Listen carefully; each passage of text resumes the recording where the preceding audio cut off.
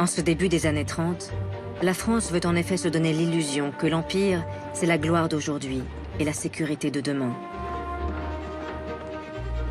Alors, après des années de préparation, le pays s'apprête à célébrer ses colonies. Au cœur du bois de Vincennes, un gigantesque chantier occupe des milliers d'ouvriers.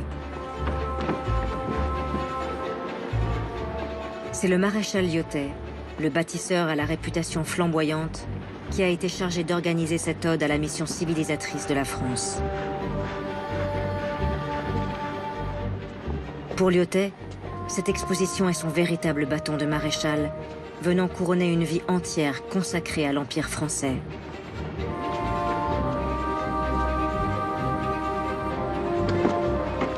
Un empire que les meilleurs artisans du pays sont chargés de reproduire ici en miniature, avec pour point d'orgue la construction d'une copie du temple cambodgien d'Angkor Wat.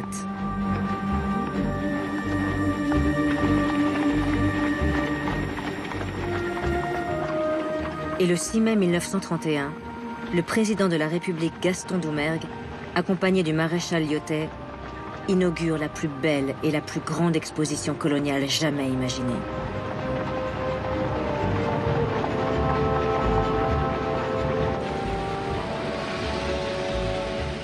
Plus de 8 millions de visiteurs vont se presser au bois de Vincennes, où l'on a prolongé spécialement la ligne 8 du métropolitain parisien.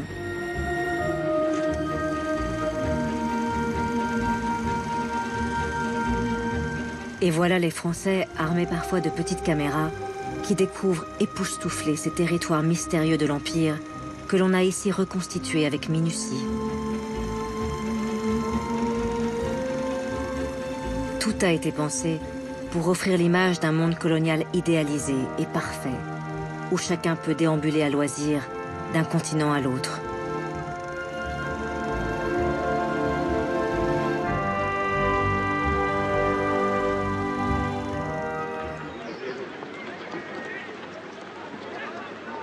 En 1931, lorsque se termine l'exposition coloniale du bois de Vincennes, ce sont des millions de visiteurs qui ont fait au cœur de Paris un voyage exotique dans les colonies françaises.